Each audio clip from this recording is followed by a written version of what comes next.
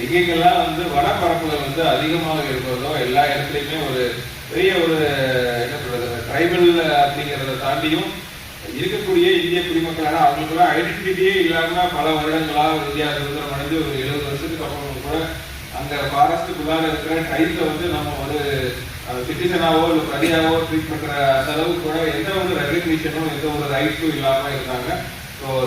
Forest rights act வன உரிமை சட்டம் 2006க்கு அப்புறம் தான் பழங்குடியினர் மக்களாக இருந்தாலும் சரி வனப்பரப்பை அவங்களுடைய வாழ்வாதாரத்துக்காக டிபெண்ட் பண்ணி இருக்கிறவங்களுடைய ஒரு மிகப்பெரிய ஒரு எழுச்சியாக தான் இந்த ஆக்டும் சரி இந்த சம்பந்தமான நிறைய வழிமுறைகள் பல்வேறு மாநிலங்கள்ல ரொம்ப நல்லா பண்ணிட்டு இருக்காங்க. பட் நமக்கு தமிழ்நாட்டுல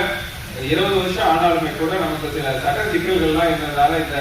ஃபாரஸ்ட் ரைட் ஆக்டை நம்ம ஒரு 20 இயர்ஸாவே இன்னும் பெரிய லெவல்ல நம்மளால செயல்படுத்துவதில் நமக்கு ஒரு வழிகாட்டுதல்களோ இல்லை எப்படி அதை கொடுக்கணும் அப்படிங்கிறதுக்கான தெளிவான நெறிமுறைகளோ எதுவும் இல்லாதனால நம்ம ஒரு 20 இயர்ஸா தமிழ்நாடு மட்டும்தான் இந்த ஆக்ட்ல எந்த ஒரு முன்னேற்றமும் இல்லாம இருக்குன்னு சொல்லிட்டு தான் இப்ப தமிழ்நாடு முதலமைச்சர் அவர்களும் சரி தலைமைச் செயலாளர் அவர்களும் சரி இந்த ஸ்கீமை உங்களுக்கு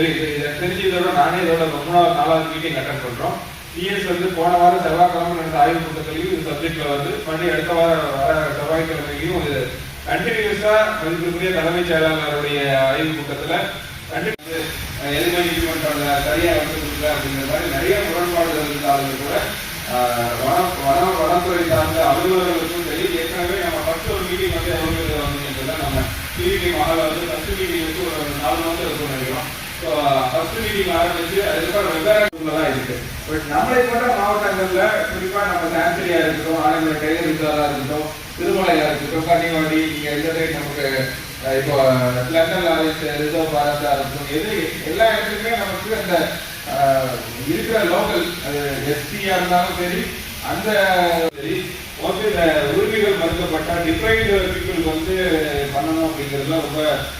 போல்டான ஒரு ஸ்டெப் எடுத்திருக்காங்க. இந்த திருவண்ணாமலையா இருக்கட்டும், நம்ம திண்டுக்கல்லா இருக்கட்டும், கள்ளக்குறிச்சி, விழுப்புரம்